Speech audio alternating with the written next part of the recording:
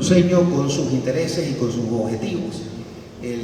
Una lucha que no voy a entrar en mayores detalles, pero que toda la cruceñidad participó, logró al final que los recursos se entreguen, recién se lo hará a partir del 64, aunque la ley se firmó el 59, se siguen construyendo las estaciones ferroviarias, hasta el 65 se van a ir construyendo por todo el departamento. En realidad estamos hablando de más de 20 estaciones hacia Yacuiba, otras 20 y tantas estaciones hacia el Brasil, algunas pequeñas, otras grandes, también hacia el norte, y en todas ellas la arquitectura tendrá características neocoloniales. ¿Por qué? Porque la tradición ferroviaria argentina y la tradición ferroviaria brasileña tenían una cultura ferroviaria de construcción de estaciones vinculado al neocolonial, y por eso es que nuestras estaciones, todas ellas, van a tener esa arquitectura. No hicieron ningún edificio moderno, no se hizo. Todo lo que, habiendo sido los tiempos perfectos para haber hecho edificios modernos, o sea, fue una oportunidad perdida. Santa Cruz era esto, fíjense, el año 65, cuando llovía, para cruzar a Cruz Social había que saber cruzar la calle. El Parque El Arenal todavía era simplemente una laguna con su bordecito de ladrillo. La avenida Circunvalación, el segundo anillo, se va a construir entre el 54 y 59. No había primer anillo, por lo tanto no se llama segundo, se llama avenida Circunvalación. Los arquitectos que van a participar aquí, la gran mayoría ya van a ser cruceños. Obviamente los anteriores que puse siguen trabajando, la mayoría está vivo y trabajando, y como pueden ver, casi todos se forman en Brasil, y unos cuantos, dos de esa primera generación, se forman en la Argentina, ¿no? Cristóbal Roda y Mario Palma Gómez. Los demás se forman en la Universidad Federal de Río de Janeiro, que no se llamaba así entonces, o en la Politécnica de San Paulo. Aparte de Philipp Lombauer, que se forma en Alemania, que es el arquitecto de los anillos ya consolidados de la ciudad. Mientras tanto, se construían ya edificios más modernos, aún así con cierta conexión con el pasado. El caso del edificio del Cine Santa Cruz, que tiene una placa como la mejor obra de construcción del año 51, un edificio que tiene que tiene el primer muro cortina del país, un edificio moderno como la Cámara de Industria y Comercio, el Zoom de Guavirá, que ahora es un centro de reuniones. Tenemos otras obras. Pablo Nuitex es probablemente el principal arquitecto en términos de la originalidad de sus propuestas y la modernidad de sus propuestas, con algunas conexiones de Art Deco, pero ya tienen moderno. Aunque aquí, por ejemplo, en el Gran Hotel Santa Cruz del 56, estamos hablando ya de arquitectura moderna, lo mismo que el edificio de la Comisión Mixta. Su propia casa es de una plasticidad impresionante, lamentablemente fue demolida. Cristóbal Roda hace una de las casas más interesantes del periodo, porque es una casa que no es aislada, que tiene patio y tiene un lenguaje, tiene hasta chimenea, que según el mismo Alcides Pareja, porque aquí se crió Alcides Pareja, el historiador, solo se prendió una vez la chimenea. ¿Por qué chimenea? Porque bueno, en toda la revista de arquitectura y la formación de los arquitectos, las casas tenían que tener chimenea, ¿no? Porque tenían que tener, eso era una casa. Aquí tenemos una imagen de esa, que ya también ha sido demolida. Y serán algunos edificios más potentes, con una modernidad más evidente, como el caso del Colegio Santa Ana, por afuera, por dentro, la primera galería en Santa Cruz de hormigón extensa, ya lo había sido en realidad el Hotel Santa Cruz, el Colegio La Salle con sus pilotes, este es el proyecto original de Luis Alberto Iturralde con José Andrés Rojo. Tenemos las primeras capillas modernas. La primera capilla moderna será esta que Ivica Kersu va a construir en Montero, que la han demolido hace unos meses atrás. Una tragedia haber perdido esta capillita por su valor histórico. Esta de aquí fue modificada, todavía estas de acá quedan. Los arquitectos fundadores del Colegio de Arquitectos son estos. Solo había un extranjero en la primera reunión, y luego se van a adicionar estos otros. Algunos de ellos no podrán incorporarse definitivamente porque no tenían su título acreditado, pero eran arquitectos. Y ahí es cuando el año 57 se decide convocar a una firma internacional para que haga un nuevo proyecto urbanístico, porque ya Santa Cruz estaba llegando a los 100.000 habitantes y no se había ejecutado el plan Ivanišević que se había hecho 10 años atrás y que se había hecho con una ciudad pequeñita. Entonces tiene que hacerse otro plan urbanístico porque la ciudad seguía creciendo. Se hace un relevamiento a partir de fotografías. Esta es la fotografía que se toma el año 58, 59 se hace la primera propuesta, y el 60, el 12 de marzo del 60, y aquí por favor se los pido encarecidamente, no vuelvan a poner Plan Techín año 59, por el amor de Dios. El Plan Techín se presentó en Caínco ante toda la institucionalidad cruceña después de un año de discusiones el 12 de marzo de 1960. El Plan Techín es del 60, que empieza a ejecutarse entre 58, se hace 59, hay presentaciones en el 59, hay publicaciones. El Plan Techín es del 12 de marzo del 60. Por favor, sigue repitiendo el error. Y el Plan Techín era en realidad más de 9 proyectos de ingeniería completos. Hablaba de proyectos de alcantarillado, agua potable, alcantarillado pluvial, alcantarillado sanitario, distribución de gas, etcétera, etcétera. O sea, era un plan completo, además ya lo explicó Fernando, no voy a quedarme mucho aquí, pero fue importante, no se ejecutó durante un tiempo, pero el 64 empieza a ejecutarse. Aquí lo tenemos.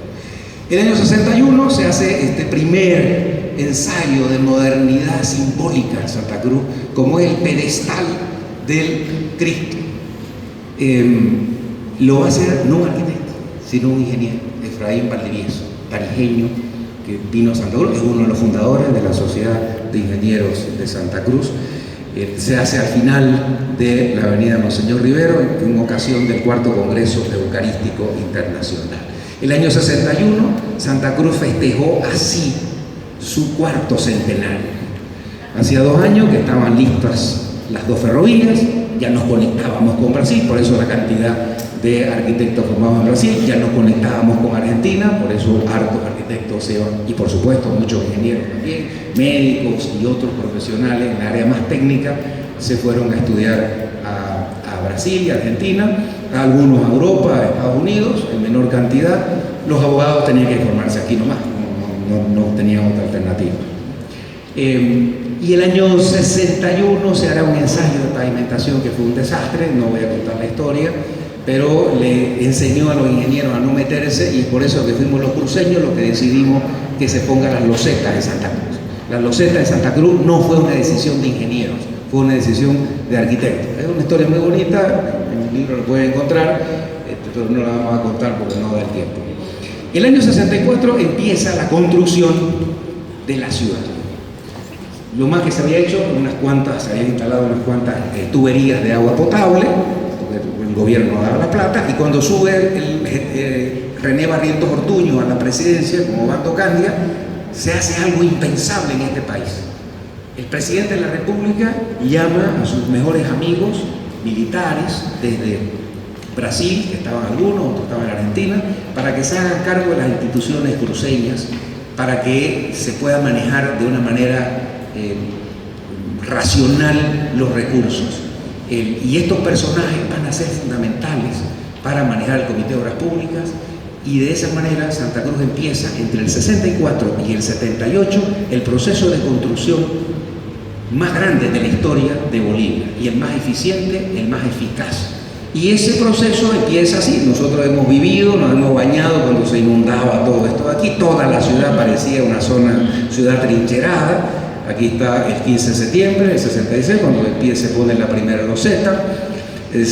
Con la plata se construye, lo primero que se hace es hacer un estadio un poquito más decente, ¿no?, que el que teníamos, pero fíjense, todavía era gradería chiquitita, ¿no? Esta es la curva de Blooming y esta es la curva de Oriente, por si acaso, ¿ya? Para que se ubiquen. Y esta es Preferencia, ¿no?, que tenía su techito. Y el tanque de agua de Sahuapac, que Sahuapac nace como una unidad del Comité de Obras Públicas, que después, recién en el año 78, se va a volver cooperativa, pero durante años dependía del comité. Y bueno, se construye la ciudad entera, de a poco. Estos ya son los arquitectos que se incorporan en los años 60, ¿no? Como pueden ver aquí, los arquitectos ya aparecen más formados en la Argentina, en Buenos Aires, en La Plata, en Tucumán, también Fernando sea de Roma. Entonces, 60 y 70, estos son los arquitectos que se incorporan a los que estaban antes también. ¿Okay? Estos arquitectos van a participar ya de manera activa en la incorporación de la arquitectura moderna de una calidad, podemos decir ya más regional y coincidente con los principios que le caracterizan. Obra importante, la Facultad Veterinaria de Marcelo Franco, muy rápido, algunos de los barrios residenciales con casitas modernas aisladas, la Casa Stelzer, que han podido ver por ahí, la casa del edificio Rivera, que ha sido un poco alterado, y algo muy importante. El año 69, este es el cuarto anillo, y esta es la ciudad ocupada. Hay mucha gente que dice que aquí los cruceños hicimos una ciudad para los ricos. Aquí está clarito que eso es mentira, que eso es falso. La planificación en esos años era mayor el área planificada que el área ocupada. Lo que pasó es que después de haber ocupado el cuarto anillo, la ciudad creció tan rápido, vieron esa curva que les mostré, tan velozmente, que era imposible seguir el paso.